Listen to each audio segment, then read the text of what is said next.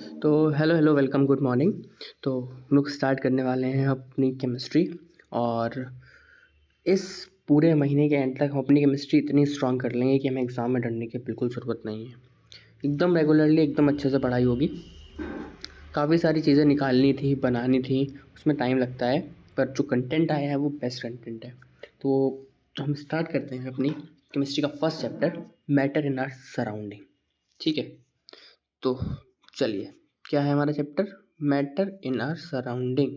ये रहा हमारा चैप्टर। ठीक है, चलो पढ़ना स्टार्ट करते हैं। सबसे पहले मैटर क्या होता है, चलिए देखते हैं मैटर क्या होता है। जो मैटर है आपका वो है, the matter is defined as the object which have mass and occupy a certain space. Some of the examples are matter और शोन बिलो। ठीक, अंग्रेजी की भाड़ में हिंदी में समझो। मैटर क्या है?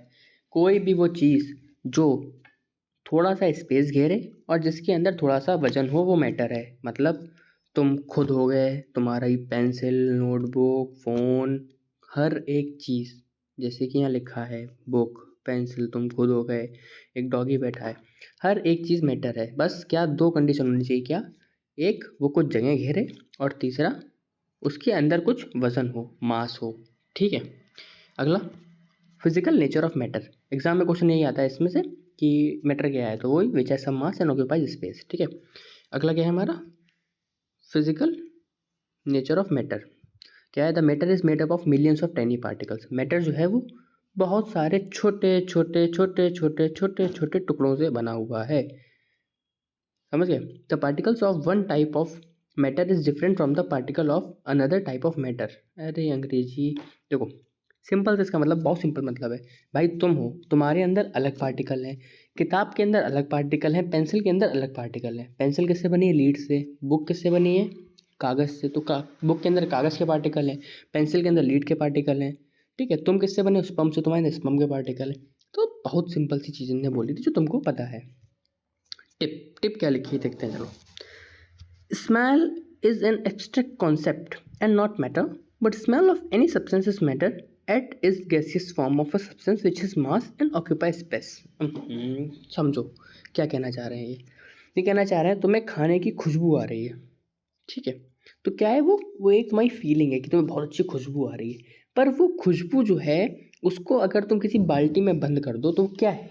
गैस है ना। खुशबू उड़ रही है तो कैसे उड़ रही है? डीओ लगा रहे हो, कैसे उड़ रही है खुशबू? कॉमन सेंस है बिल्कुल, जो इनके पास नहीं है पर हम लोगों के पास है। हम लोगों को पता है भाई, हमने डीओ लगाया, डीओ उड़ा हवा में, तो वो गैस है ना, तभी तो उड़ पाया भाई। कोई चीज़ जब गैस नहीं होगी तो कैसे उड़ेगी? बात समझो। मान लो हम अपना प्यार फेंक दें, हमने अपना प्यार फेंक दिया तो क्या वो उड़ने लगेगा? बताओ, नहीं उड़ेगा ना। तो फिर कैसे कैसे वो मैटर हुआ? नहीं हुआ मैटर। हमने अपना दुख फेंक दिया, वो उड़ने लगेगा कि वो बहने लगेगा कि वो जम जाएगा? ना वो पानी की तरह बहेगा, ना वो जमेगा सॉलिड की तरह, ना वो गैस की तरह उड़ेगा। तो भाई वो मैटर नहीं है। पर स्मेल उड़ रही है ना भाई, वो मेरे तक आ रही है चल के। तो जब आ रही है उसे हम स्टोर कर सकते हैं, तो वो स्पेस भी ऑक्यूपाई करेगी, उसमें मास भी होगा। गैस में स्पेस भी ऑक्यूपाई करती है और मास भी होता है, इसीलिए वो मैटर है। इतनी छोटी सी बात जो है इन्होंने बताई है यहाँ पे। चलो, अब अगर स्पेस से क्वेश्चन के बारे में देखते हैं तो क्वेश्चन स्पेस में क्या आ सकता है? ये आ सकता है कि मैटर क्या होता है। यहाँ से क्वेश्चन बनेगा कि जिसके पास मास हो और ऑक्यूपाई स्पेस करे, और मैटर किससे बना है? तो टाइनी पार्टिकल से बना है। बस, उसके अलावा क्वेश्चन जो है स्पेस से नहीं आएगा। ठीक है, अगले पेज पे बढ़ते हैं। चलो, अगला पेज क्या कह रहा है हमारा? Characteristics of particles of matter. The particles of matter have space between them. Okay, बहुत इंपॉर्टेंट पॉइंट है। जैसे एक ये पार्टिकल, एक ये पार्टिकल, एक ये पार्टिकल, एक ये पार्टिकल, ये सारे चारों पार्टिकल मिलके बनाएंगे एक मैटर। ठीक है, पर इनके बीच में छोटा छोटा ये स्पेस दिख रहा है, ये इनके बीच में स्पेस होता है। इस स्पेस को पता क्या कहते हैं? इंटरमॉलिक्यूलर स्पेस कहते हैं। और ये भी आगे आपको काम में भी आएगा। ठीक है, जब आगे पढ़ेंगे तो इसके बारे में और बताएंगे आपको। चलिए, for example, the formation of a sugar solution, when we make sugar solution, the particles of one type of matter get into spaces between particles of another. This show that there is enough space between the particles of particle. अरे अंग्रेजी सुनो, फिर से सुनो, हिंदी में सुनो। ये मान लो एक बीकर है, इसमें पानी भरा है 500 ml। कितना भरा है? 500 ml पानी भरा हुआ है। ये पानी भरा है, हमने इसमें एक चम्मच डाल दी आपकी चीनी। इसके अंदर चीनी डाल दी। अब बताओ चीनी डालने के बाद हमने इसे घोल दिया, गोल गोल गोल गोल घोल दिया तो घोलने के बाद जो पानी का लेवल है ये ऊपर जाएगा, नीचे आएगा, कि इतने का इतना ही रहेगा? सोचो और बताओ, दोबारा समझो। एक बीकर है, उसमें 500 ml पानी है, तो उसमें हमने 1 चम्मच चीनी घोल दी, तो चीनी घोलने के बाद पानी ऊपर उठेगा, नीचे से जाएगा, या उतने का उतना ही रहेगा? सोच लिया? चलो ठीक है, मुझे लगता है सही जवाब दिया होगा। तो पानी उतने का उतना ही रहेगा। क्यों? क्योंकि अभी बताया कि जो पानी के पार्टिकल्स हैं इनके बीच में थोड़ा थोड़ा स्पेस है, ये स्पेस दिख रहा है, तो इसी स्पेस की वजह से जो पानी है, ये यहाँ पे जो पानी रहेगा वो ऊपर नहीं जाएगा, क्योंकि ये जो चीनी आएगी ना, इन्हीं इस पार्टिकल्स में दब के बैठ जाएगी। ये चीनी इसमें पार्टिकल में दब के बैठ जाएगी, क्योंकि पानी के पार्टिकल्स के बीच में स्पेस है। पर ये तो हो गई पानी की बात। मान लो यहाँ पे एक वो रखी होती ईंट, तो अब क्या, जो चीनी डालते वो अब भी इसके बीच में बैठ जाती? नहीं ना, इसके ऊपर बैठती। क्यों? क्योंकि सॉलिड में इंटर जो स्पेस होता है, मॉलिक्यूलर स्पेस जो होता है वो बहुत कम होता है, बिल्कुल कम होता है। वो अभी आगे पता लग जाएगा, ठीक है। अगला पॉइंट क्या है? The particles of matter are continuously moving. मतलब ये जो मैटर के पार्टिकल्स हैं छोटे छोटे, ये धूँ धूँ धाएँ धूँ उधर उधर घूमते रहते हैं, आवारा हैं ये लोग, कतई एक जगह शांत नहीं बैठते हैं। For example mixing of ink in water. जैसे आपने अगर स्याही मिलाई पानी में, तो आप उसे घुमाओ ना घुमाओ, स्याही जो है वो नीचे चली जाती है, तो मूव कर रहे हैं उसकी पार्टिकल, ठीक है। चलो नेक्स्ट क्या है? Particles of matter are continuously moving and this produces kinetic energy. As the temperature rises, particles move faster. This means that with an increase in temperature, the kinetic energy of the particles also increases. सुनो, अभी मान लो तुम बैठे हुए हो, ठीक है। अब तुम जो है क्या कर रहे हो, तुम्हारे सामने वहाँ दोस्त बैठा है, बहुत शांति से बैठा है, बिल्कुल हिलडुल नहीं रहा है। तुमने क्या करा कि उसे उठाया और एक गर्म तवे पे बैठा दिया, एकदम कूद के भाग जाएगा। सिंपल है। जैसे ही इन पार्टिकल को हीट मिली, क्या मिली? हीट। ये घूमने लगे, इधर उधर भागने लगे, और जब भागते हैं तो भागने वाली एनर्जी क्या कहते हैं? Kinetic energy. जब ये भागेंगे तो इनमें काइनेटिक एनर्जी आएगी। मतलब जैसे जैसे आप टेम्परेचर बढ़ाओगे वैसे वैसे पार्टिकल्स, ये पार्टिकल हैं तो ये और दूर जाते जाएंगे। मतलब अभी टेम्परेचर नॉर्मल है, आपने टेम्परेचर और बढ़ा दिया तो ये पार्टिकल और दूर हो गए, ठीक है। पार्टिकल दूर जाते जाएंगे। इसका एक क्लासिक एग्जांपल है बर्फ़। बर्फ़ में क्या होता है? टेम्परेचर कम होता है, तो बर्फ़ क्या है? सॉलिड। बर्फ़ है सॉलिड, टेम्परेचर कम है। भाई टेम्परेचर कम करोगे तभी तो बर्फ़ जमेगी। तो सॉलिड में क्या है कि पार्टिकल्स बिल्कुल क्लोज होते हैं, सॉलिड में क्लोज होते हैं। तुमने टेम्परेचर बढ़ाया, बर्फ़ पिघल गई, क्या बन गया? पानी। तो पानी में क्या होता है? पार्टिकल्स और दूर दूर होते हैं, उनके बीच में जो फोर्स ऑफ अट्रैक्शन है वो कम हो जाता है, स्पेस बढ़ जाता है। और तुमने गर्म कर दिया और हीट दे दी, तो फिर तो बोरा ही जाते हैं कतई पार्टिकल। एक इधर भाग रहा है, एक इधर भाग रहा है, एक इधर भाग रहा है, एक इधर भाग रहा है, कहो कतई भाग ही भाग फिरे हुए, उन्हें कोई मतलब ही नहीं है किसी से। तो सिंपल सा एक कॉन्सेप्ट है, ओके। चलो अगला है the particles of matter attract each other. और ये पार्टिकल्स ऑफ मैटर एक दूसरे को अट्रैक्ट भी करते हैं, ठीक है। फॉर एग्जाम्पल चॉक है रिजिड स्ट्रक्चर। चॉक ऐसा रिजिड स्ट्रक्चर। अब चॉक क्या है बताओ? सॉलिड है, लिक्विड है, गैस है। सॉलिड मतलब ठोस, लिक्विड मतलब बहने वाला, गैस मतलब जो हवा में उड़े। चॉक क्या है? चॉक है सॉलिड। तो सॉलिड में जो फोर्स होती है, मतलब इन जो पार्टिकल हैं इनके बीच में जो फोर्स है वो सबसे ज़्यादा है, सबसे हाई है, सबसे ज़्यादा है।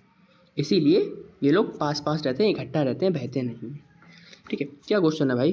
अ driver is able to cut through water in swimming pool, which property of matter does this observation show? Answer क्या है? This shows that the particle of water has space between them and have weak intermolecular force between them. अरे भैया simple सी बात है, तुमने अपना हाथ मारा दीवार में, क्या दीवार के आर पार हाथ हो जाएगा? मतलब तुम कराटे चैंपियन हो अलग बात है, तुम्हारे अंदर दम है अलग बात है, पर एक नॉर्मल इंसान अगर अपना हाथ मारेगा दीवार में तो क्या उसका हाथ दीवार के आर पार हो जाएगा? नहीं हो पाएगा। एक नॉर्मल इंसान अपना हाथ पानी में मारेगा तो पानी के अंदर चला जाएगा। क्यों चला जाएगा? क्योंकि पानी के जो पार्टिकल्स हैं उनके बीच का जो अट्रैक्शन है, मतलब इंटर मॉलिक्यूलर फोर्स जो है वो बहुत ज़्यादा वीक है। बहुत ज़्यादा नहीं बोलेंगे, सॉलिड के कंपैरिजन में वीक है। सॉलिड का सबसे ज़्यादा है, वाटर का उससे कम, और गैस का तो सबसे ही कम है। पानी में भी तुम हाथ थोड़ा मुश्किल से चला पाओगे, पर हवा में तो कोई भी हाथ चला लेता है अपना। तो हवा में तो कतई इंटरमॉलिक्यूलर फोर्स ऑफ अट्रैक्शन सबसे कम है, पर पानी में उससे ज़्यादा और सॉलिड में सबसे ज़्यादा। ठीक समझ गए? इसका कहने का मतलब ये था कि आप पानी में चला सकते हो हाथ, क्योंकि वहाँ पे intermolecular force of attraction solid के कंपैरिजन में कम है, ठीक है। चलो हमारा अगला states of matter. States of matter 3 होती हैं, सॉलिड, लिक्विड, गैस। पता होंगी तुम्हें, फिर भी नहीं पता तो बता रहे हैं। सॉलिड मतलब जो ठोस होता है, लिक्विड मतलब जो चलता बहता है, और गैस मतलब जो हवा में उड़ता है। ठीक है, तो अब पढ़ते हैं सॉलिड के बारे में। सॉलिड है क्या भला? सॉलिड कुछ नहीं है, सॉलिड सिंपल सा है। The particles of solid are very close to each other, they have negligible space between them and they vibrate at their place. ठीक है, कि वो अपने प्लेस पे वाइब्रेट करते हैं। सॉलिड के जो पार्टिकल्स होते हैं वो एक दूसरे के बहुत पास होते हैं। उनके जैसे ये 2 पार्टिकल हैं, उनके बीच में बिल्कुल स्पेस नहीं है, स्पेस बहुत कम होता है। सॉलिड के जो 2 पार्टिकल हैं उनके बीच में बहुत कम स्पेस होता है, और ये अपनी जगह पे वाइब्रेट करते रहते हैं। ठीक है, the most important properties of solid are as follows. क्या क्या है? Solid have a strong intermolecular force of attraction. Simple सी बात समझो, तुम ये हो, ये तुम्हारा दोस्त है, तो तुम्हारे बीच में जो फोर्स ऑफ अट्रैक्शन होगा, मतलब एक दूसरे को खींचने की ताकत होगी, वो क्या होगी? ज़्यादा होगी। अब ये तुम हो, ये तुम्हारा दोस्त है, तो तुम्हारे बीच में ताकत कैसी होगी खींचने की? कम होगी। तो सॉलिड के जब पार्टिकल पास पास हैं तो इसीलिए इनकी इंटरमॉलिक्यूलर फोर्स ऑफ अट्रैक्शन मतलब एक दूसरे को पास खींचने की क्षमता ज़्यादा है, पर इंटरमॉलिक्यूलर स्पेस मतलब एक दूसरे के बीच में स्पेस कम है, क्योंकि ये पास पास हैं। समझ गए? ठीक है, बहुत इंपॉर्टेंट कॉन्सेप्ट है। सॉलिड समझ लिया तो लिक्विड गैस फट से चुटकी में खत्म। Solid have a fixed shape and volume. जो सॉलिड है उसकी एक फिक्स्ड शेप है और एक फिक्स्ड वॉल्यूम है। क्यों? क्योंकि ये पास पास है तो एक दूसरे को टाइटली पकड़े हुए हैं। ये पकड़े हुए हैं, तुम एक के पास हो ना, किसी के पास हो तो तुमसे टाइटली पकड़े रहोगे। दूर होगे तो कैसे पकड़ोगे भाई? हाथ तो तुम्हारे छोटे से ही हैं, इतने लंबे तो कानून क्या थोड़े ना जो कहीं पे पहुंच जाएंगे। इसीलिए ये दोनों एक दूसरे को टाइटली पकड़े हुए, जिस वजह से इनका फिक्स्ड वॉल्यूम है, फिक्स्ड शेप है। जैसे फॉर एग्जाम्पल तुम एक चौक उठा लो, चलो चौक छोड़ो, चौक भी तो तुम हाथ से तोड़ दोगे। तुम अपना फ़ोन उठा लो, फ़ोन तुम्हारा ये बताओ 1 साल पहले जिस शेप का था क्या अभी भी उसी शेप में है ना? क्या फ़ोन का जो वॉल्यूम था 1 साल पहले वही अभी भी है ना? क्यों? क्योंकि वो सॉलिड है, ठोस है, उसके मॉलिक्यूल्स पार्टिकल बहुत पास पास है। यही एक गिलास में किसी दिन पानी पी लो, किसी दिन बोतल में पी लो, तो गिलास में जब तुम पानी पियोगे तो जो उसका पानी का शेप है वो ग्लास शेप का हो जाएगा। जब बोतल में पानी डालोगे तो पानी का शेप बोतल की शेप का हो जाएगा। समझ गए? कॉन्सेप्ट समझ गए एकदम? बहुत बढ़िया। चलो, the solid can not take the shape of a container. यही बात जो अभी हमने तुम्हें बताई। पानी को तुमने डाला गिलास में तो उसने ग्लास की शेप ले ली, पानी को तुमने डाला कंटेनर में तो उसने कंटेनर की शेप ले ली, पानी को तुमने डाला क्या कहते हैं तो बोतल में तो उसने बोतल की शेप ले ली। अब तुम जो है अपने फ़ोन को चाहे तुम डब्बे में रख दो, चाहे तुम अलमारी में रख दो, क्या फ़ोन को अलमारी में रखोगे तो अलमारी की तरह हो जाएगा? फ़ोन अपना है तो अपनी तरह रहेगा, क्योंकि सॉलिड जो है वो जिस शेप के होते हैं उसी शेप के रहते हैं। क्यों? रीज़न क्या है? क्योंकि उनके बीच में इंटरमॉलिक्यूलर फोर्स ऑफ अट्रैक्शन ज़्यादा होता है और स्पेस कम होता है। समझ गए? ध्यान रखना, 2 शब्द हैं, फोर्स ऑफ अट्रैक्शन ज़्यादा है, स्पेस कम है। ठीक। The solids have a rigid structure. Solids के पास रिजिड स्ट्रक्चर है, वही कि जिस शेप के हैं उसी शेप के रहेंगे। दे आर इनकम्प्रेसिबल, उन्हें दबा के उनकी शेप नहीं। अब फ़ोन है तुम्हारा, फ़ोन को तुम अपने दबाओगे तो दबा पाओगे क्या? पिचक जाएगा? नहीं पिचकेगा ना, सिंपल सी बात है। चलो, special case spawn as shiny hole which tapes the hair but it compress it is actually spin. ये बोल रहे हैं कि जो स्पॉन्ज है वो भी सॉलिड है पर वो तो दब जाता है, तो वो एक स्पेशल केस है क्योंकि उसके बीच में पोर्स होते हैं, छोटे छोटे छेद होते हैं, इसमें पानी भर जाता है, इस वजह से वो पिचक जाता है। ठीक है, चलो अपना नेक्स्ट बढ़ते हैं। नेक्स्ट क्या है अपना? Rubber band can change its shape by stretching and regain after removing force. Rubber band का जो बता रहे हैं वो इसलिए क्योंकि रबर बैंड स्ट्रेच हो जाता है, वो स्पेशल केस है। ठीक है, हमारा अब है लिक्विड। अब देखो सब कुछ सेम है, तुमने सॉलिड समझ लिया, बिल्कुल सब कुछ सेम है। सॉलिड लिक्विड में क्या होगा? तब particles of liquid are slightly form from each other, मतलब सॉलिड के अगर ये हैं तो लिक्विड के क्या हो जाते हैं? थोड़े से दूर हो जाते हैं। अब थोड़े दूर हुए तो इनके बीच में स्पेस क्या हुआ? इंटरमोलिकुलर स्पेस क्या हुआ? बढ़ गया। उसमें क्या था? इस इंटरमोलिकुलर स्पेस कम था, इसमें बढ़ गया। और इंटरमोलिकुलर फोर्स ऑफ अट्रैक्शन, जो फोर्स ऑफ अट्रैक्शन है वो कम हो गई थोड़ी सी सॉलिड के कंपैरिजन में। जब गैस में जाएंगे ना तो गैस में सबसे कम होती है। ये गैस का एक यहाँ रहता है, एक यहाँ रहता है, तो इनके बीच में स्पेस तो बहुत होता है पर अट्रैक्शन बहुत कम होती है। ये गैस का है। ठीक है, चलो अभी हम लोग लिक्विड पढ़ रहे हैं, उस पर ध्यान देते हैं। उसके बाद अगला क्या लिखा है? So the process of the force of attraction between the particles are not so strong and particles can move freely. वही जो अभी बताया कि जब दूर दूर होते हैं थोड़े से तो उनमें फोर्स ऑफ अट्रैक्शन थोड़ी कम होती है, इसी वजह से जो लिक्विड के पार्टिकल होते हैं वो अपने मन से इधर उधर जा सकते हैं, ठीक है। They have little space between them, so it gives us the most important properties of liquid which are as follows. The particles of liquid have an intermediate intermolecular force of attraction between them. मतलब अभी क्या बताया मैं तुम्हें कि इनमें जो है फोर्स ऑफ अट्रैक्शन थोड़ा कम हो जाता है, पर गैस से ज़्यादा रहता है, क्योंकि गैस में बहुत दूर होते हैं, इसलिए ये लिक्विड है ये बीच में आते हैं। Liquid can take the shape of container, अभी तुम्हें पानी का एग्जांपल दिया। लिक्विड का कोई रिजिड स्ट्रक्चर नहीं होता, क्यों? क्योंकि वो जिस जगह जाते हैं वहाँ पे अपना स्ट्रक्चर ले लेते हैं। लिक्विड आर इनकम्प्रेसिबल, पानी को तुम दबा नहीं सकते हो, पानी को दबाओगे दबता है, घट से बह जाता है। और लिक्विड कैन फ्लो ईजिली। क्या कहा था? सॉलिड अगर समझ लिया, हम सॉलिड में क्यों इतना टाइम ले रहे थे? क्यों? क्योंकि अगर सॉलिड समझ लिया तो लिक्विड जो है तुम्हारा 2 मिनट में ख़त्म। अब तुम देखना कितनी जल्दी गैस भी तुम्हें समझ में आ जाएगा। खुद कहोगे भाई कितना आसान से समझ गया, वरना इंसान रटता रह जाता है, रटने से कुछ नहीं होगा। यहाँ कॉन्सेप्ट समझ लो, अच्छा पढ़ो, क्वालिटी कंटेंट पढ़ो। 10 घंटे पढ़ने का फ़ायदा नहीं है, क्वालिटी कंटेंट पढ़ने का फ़ायदा है ना। चलो नेक्स्ट देखते हैं। ये क्वेश्चन खुद से पहले खुद से आंसर देना, ना समझ में आया तो मुझे बताना। Gas, the particles of gas are very far from each other, so the force of attraction between the particles are weak and particles can move freely in. चलो छोड़ो, इसको हम लोग बाद में पढ़ेंगे। हम लोग अभी तुम खुद बताओगे सब कुछ हमें, ठीक है। चलो, गैस का पार्टिकल क्या होगा? एक यहाँ होगा तो एक यहाँ होगा तो एक यहाँ होगा, मतलब बहुत दूर दूर होते हैं। एक यहाँ हो गया, बहुत दूर दूर होते हैं। बताओ, इनके बीच में इंटरमोलिकुलर फोर्स ऑफ अट्रैक्शन, मतलब एक दूसरे को खींचने की क्षमता ज़्यादा होगी कि कम होगी? फोर्स ऑफ अट्रैक्शन ज़्यादा होगी कि कम होगी? बताओ। ज़्यादा होगी? नहीं, कम होगी। क्यों? क्योंकि बहुत दूर दूर हैं। और इंटरमोलिकुलर स्पेस, मतलब दो मॉलिक्यूल्स के बीच में जगह है, इंटरमोलिकुलर स्पेस क्या होगी? ज़्यादा होगी कि कम होगी? ज़्यादा होगी। अब जो सॉलिड है, ये क्या नाम तुम्हारा, गैस है, इनका कोई स्ट्रक्चर होगा? मतलब कोई रिजिड स्ट्रक्चर होगा कि मतलब इस शेप के हैं उस शेप की? नहीं ना, क्योंकि बहुत दूर दूर है, तो आप इन्हें आराम से किसी भी शेप में ढाल सकते हो। आपने डीओ के कैन में भर दिया, डीओ का हो गया। सिलेंडर में भर दिया तो सिलेंडर शेप का हो गया। इन्हें दबा सकते हो? हाँ। एग्जाम्पल क्या है दबाने का? जो गैस चूल्हा घर में यूज़ होता है, उसमें क्या करते हैं, एलपीजी गैस को दबा देते हैं और उसके बाद उसमें भर देते हैं, जिससे कि वो हाई प्रेशर पे एकदम निकले। ना ही तो और इनका फिक्स शेप और वॉल्यूम होगा? नहीं होगा भाई, जिस शेप में डालोगे उस शेप की हो जाएगी, वॉल्यूम इनका शेप नहीं होगा। और इनका weak intermolecular force of attraction होगा, और ये आराम से बह पाएंगे। तुमने देखा नहीं, बढ़िया खाना पक रहा है, राजमा चावल, गए मम्मी ने खोली कुकर की सीटी जैसे ही आ गई, बस नाक में खुशबू, समझ गए? हाँ बिल्कुल बढ़िया राजमा चावल। चलो अब पढ़ लेते हैं, देखते हैं जो हमने पढ़ा, जो मैंने नहीं पढ़ा, तुमने मुझे बताया। कैसे?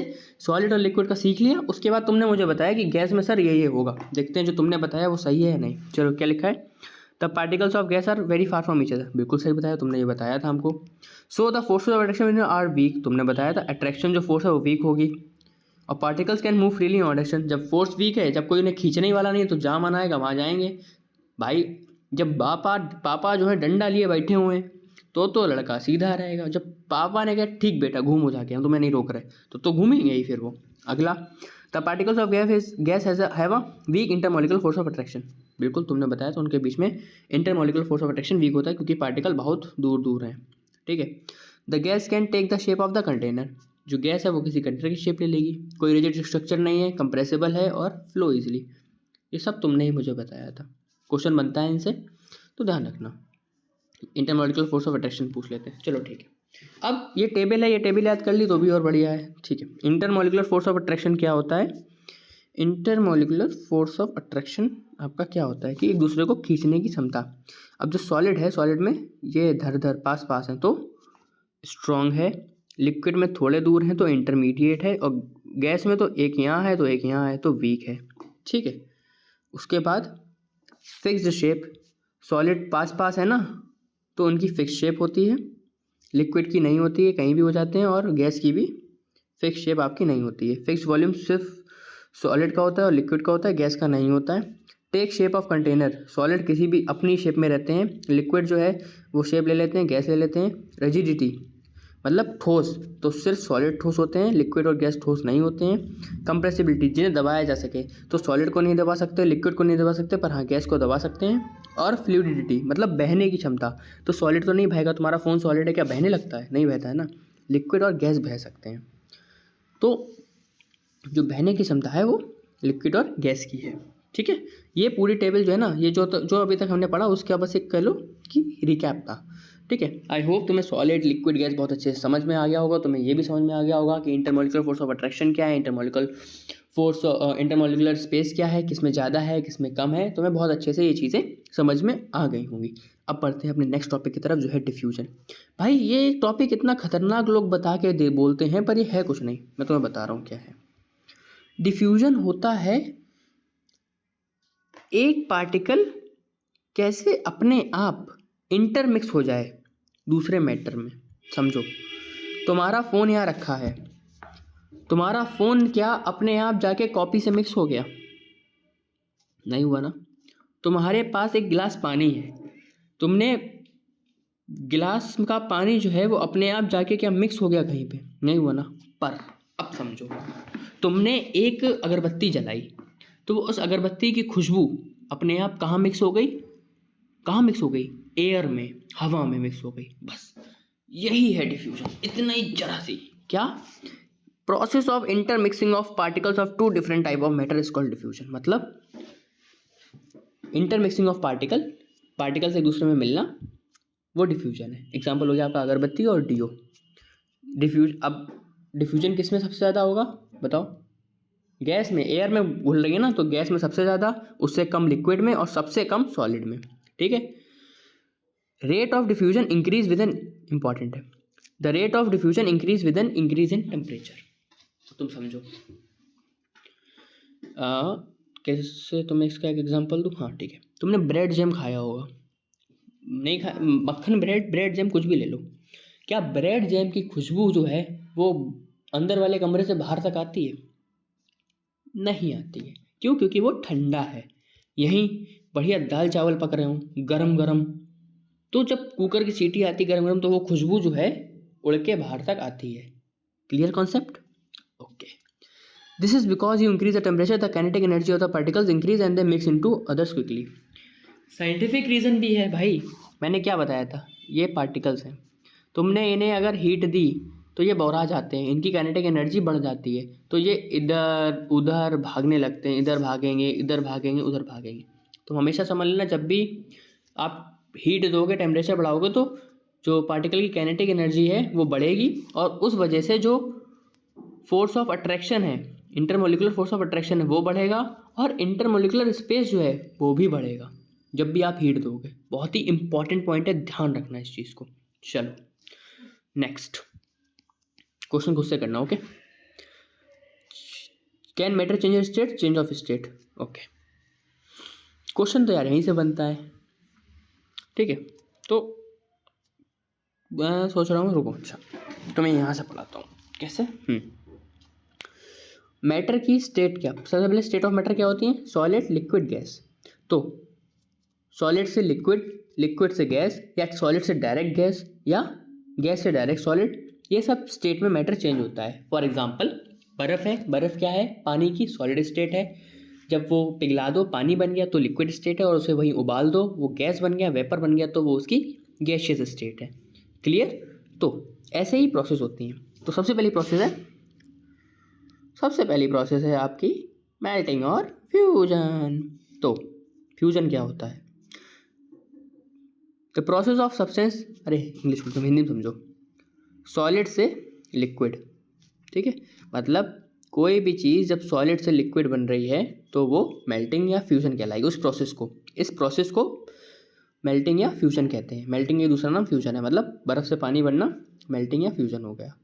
ठीक है, वेपराइजेशन, लिक्विड से गैस बनना, इस प्रोसेस को वेपराइजेशन कहते हैं, जैसे पानी का उबलना। चलो अगला, फ्रीजिंग और solidification, the process in which the substance changes state from liquid to solid. क्या? पानी का बर्फ बनना, लिक्विड से सॉलिड की चलने की प्रोसेस को फ्रीजिंग या सॉलिडिफिकेशन कहते हैं। सब्लिमेशन, इंपॉर्टेंट है, क्वेश्चन आ जाता है। सॉलिड से डायरेक्ट गैस बनना, एग्जाम्पल कैम्फर, कपूर, CAMPHOR, कैम्फर। ठीक है, सॉलिड से सीधे गैस बनना। Condensation, the process in which the substance change from its state of gas to liquid is called condensation. मतलब गैस से लिक्विड बनने की प्रोसेस को कंडेंसेशन कहते हैं। डिपोजिशन ये बहुत इंपॉर्टेंट नहीं है पर फिर भी पढ़ लेते हैं हम लोग इसको कहते हैं गैस से सीधा सॉलिड बनना। इस प्रोसेस को डिपोजिशन कहते हैं। एग्जाम में यही क्वेश्चन आते हैं कि किससे क्या बन रहा है तो उस प्रोसेस को क्या कहते हैं। बहुत ही ज़्यादा सिंपल और ईजी टॉपिक है। चलो नेक्स्ट देखते हैं, effect of temperature. My God, ऐसा लग रहा है कितना भयानक टॉपिक है, कुछ नहीं है, सिंपल सी बात है। When the temperature of matter is increased, the kinetic energy of the particles of matter also increases. Due to increase in kinetic energy, the particles of matter start vibrating with great speed and move freely.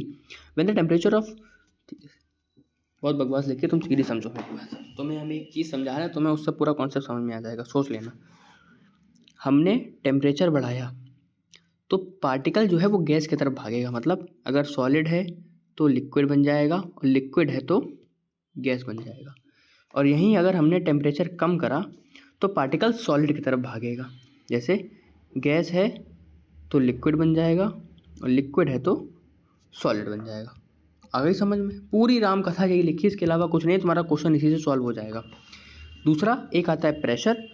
ये देखो नीचे लिखा है pressure, ये भी तुम यही समझ लो। हमने जब प्रेशर बढ़ाया, अगर हमने प्रेशर बढ़ाया तो जो आपका गैस है, मतलब प्रेशर बढ़ाने के टाइम पे इंसान सॉलिड की तरफ भागता है। मतलब अगर गैस है तो वो लिक्विड, और लिक्विड है तो वो, अगर वो लिक्विड है तो सॉलिड, ठीक है। और यहीं अगर हमने प्रेशर घटाया तो जो सॉलिड है वो बनेगा लिक्विड और जो लिक्विड है वो बनेगा गैस। समझ लो, सीधी सी प्रोसेस है और कुछ भी नहीं है। इन सब की बड़ी कहानी का कोई मतलब नहीं है। दूसरा एक क्वेश्चन और आता है, तुम्हारा प्रेशर जो है हम क्या लिखते हैं, जैसे आज टेम्परेचर कितना है, मान लो हम बताएंगे 20 डिग्री सेल्सियस, पर केमिस्ट्री में टेम्परेचर नापा जाता है केल्विन में। तो जब भी अगर तुम्हें सेल्सियस में दिया हो, मान लो तुम्हें 20 डिग्री दिया है टेम्परेचर, सेल्सियस में से केल्विन में चेंज करना है तो 273 का उसमें प्लस कर देना है। 273 प्लस 20 कितना हुआ? 273 प्लस 20 हुआ आपका 293, ठीक है। तो ये आपका टेम्परेचर आ गया केल्विन में। समझ गए क्या करना है?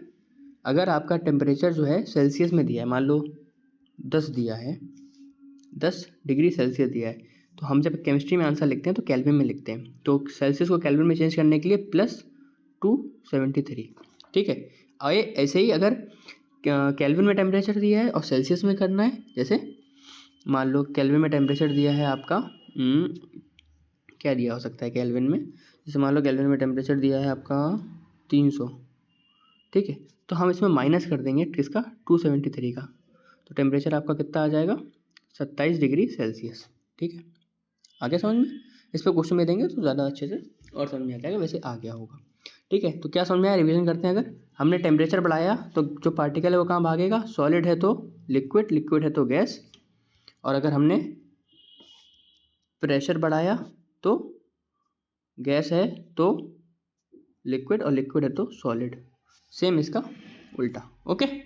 चलो, कंसेप्ट ऑफ लेटेंट हीट, घंटा कुछ नहीं है, इतनी ज़्यादा इनसे बच्चा परेशान होता है, पर इससे जो है क्वेश्चन बहुत कम आता है। सिंपल लेटेंट हीट क्या है, जैसे मान लो हमारे पास बर्फ़ है फ्रीज़र में -4 डिग्री पे, ठीक है, बर्फ़ है। अब बर्फ़ जो है पिघलना कब स्टार्ट होती है, 0 डिग्री पे, ठीक है। अब हमने बर्फ़ को निकाला और हमने हीट करना चालू किया, हमने टेम्परेचर बढ़ाया। टेम्परेचर बढ़ाने पे जो पार्टिकल है वो किधर भागता है, सॉलिड से लिक्विड की तरफ। तो अब जो बर्फ़ सॉलिड में थी वो भागेगी लिक्विड की तरफ। अब 0 डिग्री जैसी टेम्परेचर पहुंचा तो क्या बर्फ़ जो है वो एकदम से लिक्विड पहुंच जाएगी, नहीं, 0 डिग्री पे आके रुक जाएगा मामला। क्यों? क्योंकि अभी भी बर्फ़ के अंदर जो पार्टिकल हैं वो हीट एब्जॉर्व करेंगे उस सॉलिड को पूरी तरह से लिक्विड में चेंज करने के लिए। तो वो जो हीट जो है वो यूज़ हो रही है उस टाइम पे सॉलिड से लिक्विड में आने के लिए, सिर्फ उसी को लेटेंट हीट कहते हैं, उसके अलावा कुछ भी नहीं है, समझ लीजिए। इससे क्वेश्चन आपका जो है वो बहुत ही ज़्यादा मुश्किल से कोई आया तो आया, वरना क्वेश्चन भी नहीं आता है, फिर भी आप पढ़ सकते हैं। It is the heat required to disturb the force of attraction of particles by keeping the temperature constant, the amount of energy heat is required to change 1 kg of solid into liquid at a atmospheric varies its melting point. It's called latent heat of fusion. अच्छा, अब हम बर्फ़ की बोल रहे थे ना, जैसे हम बर्फ़ को क्या कर रहे थे, पिघला रहे थे, बर्फ़ को लिक्विड मिला रहे थे। तो जब सॉलिड से लिक्विड मिलाते हैं तो क्या कहते हैं उस प्रोसेस को, फ्यूजन कहते हैं ना। तो इसीलिए ये लेटेंट हीट ऑफ फ्यूजन है। यहीं अगर हम लिक्विड से गैस में ले जाते हैं तो उस प्रोसेस को क्या कहते हैं, वेपराइजेशन। तो उस प्रोसेस को क्या कहते हैं, latent heat of vaporisation.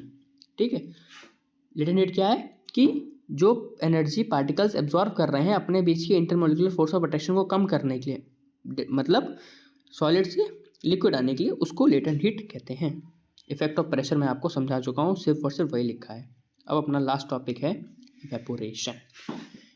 Evaporation और बॉइलिंग में थोड़ा फ़र्क है, पहले वो देख लेते हैं तो थोड़ा और अच्छे से समझ में आएगा। इवेपोरेशन और बॉइलिंग, अच्छा ओके, यहाँ नहीं दिया गया, मैं ऐसे ही बता देता हूँ, समझ जाओगे। इवेपोरेशन क्या होता है पहले वो देख लेते हैं। Evaporation is a process of which the liquid state change to a gas stage when it is heated at any temperature below its boiling point. समझो, हमने क्या पढ़ा था कि अगर, चलो पानी का एग्जांपल लेते हैं। पानी जो है वो 100 डिग्री सेल्सियस पे बॉईल होता है। ठीक है, 100 डिग्री सेल्सियस पे पानी बॉईल होता है। तो हमने ये पढ़ा था कि अगर किसी चीज़ को लिक्विड से गैस में चेंज करना है तो हमें उसे हीट करना पड़ेगा, है ना। टेम्परेचर बढ़ाएंगे तो कोई चीज़ लिक्विड से गैस में चेंज हो जाएगी। हम लोग कपड़े सुखाते हैं धूप में, तो क्या वहाँ 100 डिग्री सेल्सियस हो जाता है टेम्परेचर, जो पानी भाप बन जाता है, नहीं ना। तो उसी प्रोसेस को, मतलब इवेपोरेशन क्या है, process of change of liquid state to a gas stage पर बॉइलिंग पॉइंट से नीचे, उसी को इवेपोरेशन कहते हैं। ठीक है, बहुत ही सिंपल सा कॉन्सेप्ट है। क्या, मम्मी ने पोछा लगाया, पानी थोड़ी देर बाद उड़ जाता है। तो बॉइलिंग पॉइंट से नीचे जो भी इवेपोरेशन हो रहा है, जो भी पानी उड़ रहा है, गैसीय स्टेट में चेंज हो रहा है, उसे इवेपोरेशन कहते हैं। फैक्टर्स अफेक्टिंग इवेपोरेशन, क्या, सरफेस एरिया। देखो, सरफेस एरिया अगर ज़्यादा है तो इवेपोरेशन ज़्यादा होगा, टेम्परेचर ज़्यादा है तो इवेपोरेशन ज़्यादा होगा, विंड स्पीड ज़्यादा है तो इवेपोरेशन ज़्यादा होगा। ह्यूमिडिटी क्या होती है कि जो तुम्हारा वो है एटमॉस्फेयर, उसमें पहले से ही वाटर ड्रॉपलेट प्रेजेंट है। जब पहले से ही पानी प्रेजेंट है ऊपर, तो जो नीचे से पानी ऊपर जाएगा वो कम जाएगा, इसलिए ह्यूमिडिटी अगर आपकी ज़्यादा है तो इवेपोरेशन कम होगा। अगला कुछ नहीं, ख़त्म है। तो ये मैंने आपको इसीलिए यहाँ पे बता दिया है। अब इसको पढ़ भी लेते हैं, जो एग्जाम में क्वेश्चन आएगा वो मैंने बता दिया। एग्जाम में क्वेश्चन आएगा अगर हमने सरफेस एरिया की चीज़ का बढ़ा दिया तो इवेपोरेशन के साथ क्या होगा, तो आप कहोगे बढ़ जाएगा। क्यों, क्योंकि जितना ज़्यादा एरिया उतना ज़्यादा पानी इवेपोरेट होगा। भाई कपड़ा है, उसे तुम फोल्ड करके डाल दो धूप में तो देर में सूखेगा, वहीं खोल के डाल दो तो जल्दी सूखेगा। टेम्परेचर, सर्दियों में कपड़े देर में सूखते हैं, क्यों, क्योंकि टेम्परेचर कम होता है। गर्मियों में ज़्यादा जल्दी सूखते हैं क्योंकि टेम्परेचर ज़्यादा होता है। विंड स्पीड, हवा जब तेज़ चलेगी तो जल्दी जल्दी पानी ऊपर उड़ेगा। और जब ह्यूमिडिटी, जब पानी पहले से ही, ह्यूमिडिटी क्या होती है, the amount of water droplets present in atmosphere. जब कितनी अमाउंट में वाटर ड्रॉपलेट्स प्रेजेंट हैं एटमॉस्फेयर में पहले से ही, जब ज़्यादा वाटर ड्रॉपलेट्स प्रेजेंट होंगे, मतलब ह्यूमिडिटी ज़्यादा होगी, तो भाई नीचे से पानी कम ही जाएगा ना, इसीलिए इवेपोरेशन कम होगा। अब इवेपोरेशन जो है वो आपको कूलिंग इफेक्ट देता है। क्यों, हमने आपको क्या बताया था, जब सतह से पानी ऊपर जाएगा, जैसे आपको पसीना आया, अब पसीना जिस जैसे उड़ता है तो आपको ठंडक महसूस होती है। तो जब पानी जो है वो आपका ऊपर उड़ा, ठीक है, तो वहाँ पे एक हवा आई, उस हवा से पानी ऊपर उड़ा, बस वही आपको जो है कूलिंग इफेक्ट मिल रहा है। ये क्वेश्चन है, desert cooler cool better on a hot dry day. अब डेजर्ट कूलर है, मतलब सूखे का कूलर, तो वो जिस दिन सूखा होता है उस दिन ज़्यादा अच्छा क्यों देता है, क्यों, क्योंकि जब मैंने क्या बोला था, इवेपोरेशन जो है वो कब बढ़ेगा, सूखे पे, मतलब जब ह्यूमिडिटी कम है। हॉट ड्राई डे मतलब ह्यूमिडिटी कम है, जब ह्यूमिडिटी कम है तो इवेपोरेशन ज़्यादा होगा, और जब इवेपोरेशन ज़्यादा तो कूलिंग ज़्यादा होगी, क्योंकि इवेपोरेशन कॉजेज ए कूलिंग इफेक्ट। समझ में आ गया कॉन्सेप्ट। इवेपोरेशन से क्वेश्चन यही आता है कि इवेपोरेशन एक वाला आ जाएगा कि कूलर जो है वो हॉट ड्राई डे पे ज़्यादा कूलिंग देता है, और या तो ये आता है कि सरफेस एरिया बढ़ाएंगे तो क्या हो जाएगा, और इवेपोरेशन क्या कॉज करता है, कूलिंग कॉज करता है कि नहीं।